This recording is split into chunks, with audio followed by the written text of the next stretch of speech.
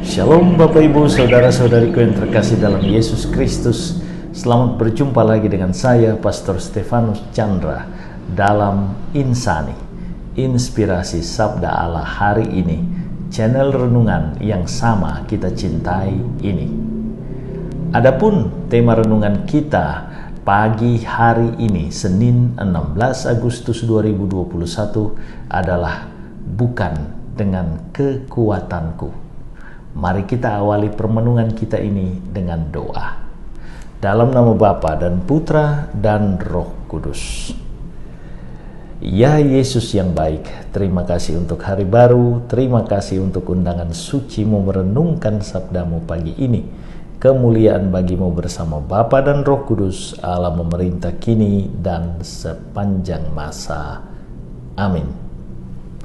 Bapak Ibu, saudara-saudariku yang terkasih dalam Yesus Kristus, adapun perikopa yang akan kita renungkan bersama pada hari ini diambil dari perikopa Injil Matius pasal 19 ayat 16 sampai 22. Mari kita bacakan bersama-sama. Ada seorang datang kepada Yesus dan berkata, "Guru, perbuatan baik apakah yang harus kuperbuat untuk memperoleh hidup yang kekal?" Jawab Yesus, "Apakah sebabnya engkau bertanya kepadaku tentang apa yang baik? Hanya satu yang baik. Tetapi jikalau engkau ingin masuk ke dalam hidup, turutilah segala perintah Allah." Kata orang itu kepadanya, "Perintah yang mana?" Kata Yesus, "Jangan membunuh, jangan berzina, jangan mencuri, jangan mengucapkan saksi dusta. Hormatilah ayahmu dan ibumu, dan kasihilah sesamamu manusia seperti dirimu sendiri." Kata orang muda itu kepadanya, "Semuanya itu telah kuturuti, apalagi yang masih kurang?" Kata Yesus kepadanya, "Jikalau engkau hendak sempurna, pergilah, juallah segala milikmu dan berikanlah itu kepada orang-orang miskin, maka engkau akan beroleh harta di sorga. Kemudian datanglah kemari dan ikutilah aku." Ketika orang muda itu mendengar perkataan itu, pergilah ia dengan sedih, sebab banyak hartanya. Bapak Ibu, saudara-saudariku yang terkasih dalam Yesus Kristus, teks Filipi pasal 4 ayat 13, "Segala perkara dapat kutanggung di dalam Dia yang memberi kekuatan kepadaku," menjadi ayat yang sangat terkenal dan ikonik, terutama saat ayat itu dipakai oleh Evander Holyfield, seorang petinju yang sangat religius saat hendak menghadapi Mike Tyson, seorang petinju yang sangat ganas dan garang pada periode tersebut. Holyfield mengalahkan Tyson saat itu dengan elegan, dan semua manusia Kristiani saat itu percaya bahwa semuanya terjadi karena Holyfield disertai oleh Allah. Pertandingan tinju kelas berat itu sendiri menjadi sangat ikonik bagi sebagian masyarakat Kristiani karena sebelum pertandingan Tyson mengumumkan bahwa ia meninggalkan iman Kristiani dan beralih ke iman lain. Itu adalah kemenangan manusia beriman bagi Holyfield. Demikian yang hidup dalam banyak benak manusia Kristiani saat itu.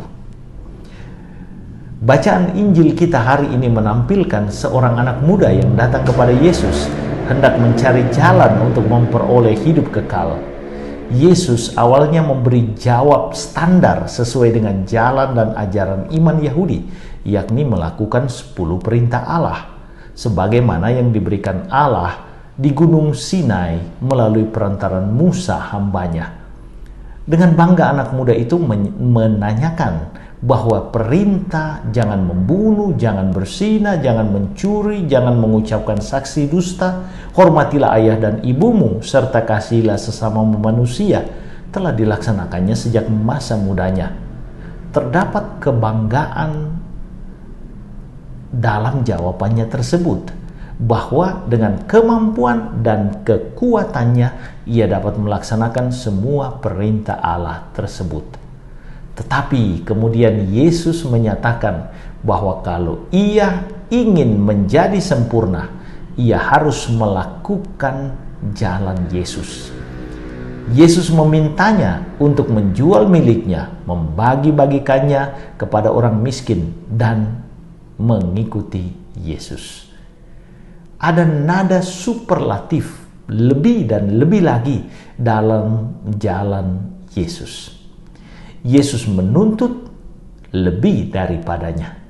Pada titik ini, sang anak muda kaya tersebut tercengang. Akhirnya, ia pergi meninggalkan Yesus. Bapak, Ibu, saudara-saudariku yang terkasih dalam Yesus Kristus, orang muda itu tidak sanggup terutama untuk menyerahkan kontrol atas hidupnya kepada Yesus.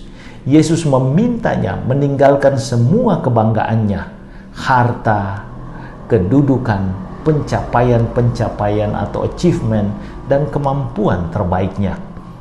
Ia diajak untuk tergantung pada Yesus dan total memberikan hidupnya kepada Yesus. Ia bukan lagi bos, bukan lagi pemeran utama atas hidupnya. Ia harus menjadi hamba, anak buah, pengikut, pemeran pembantu dalam seluruh lakon keselamatan yang tokoh utamanya adalah Yesus.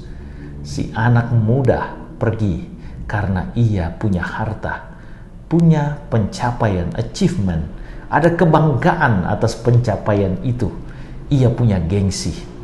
Semua yang dimilikinya adalah kebanggaannya dan penjamin hidupnya. Dia menjadi gelisah dan stres karena Yesus memintanya meninggalkan semuanya demi kesempurnaannya dalam Yesus. Jalan Yesus dengan demikian adalah jalan yang ekstrim, yang memanggil kita untuk bergantung total kepada junjungan kita itu.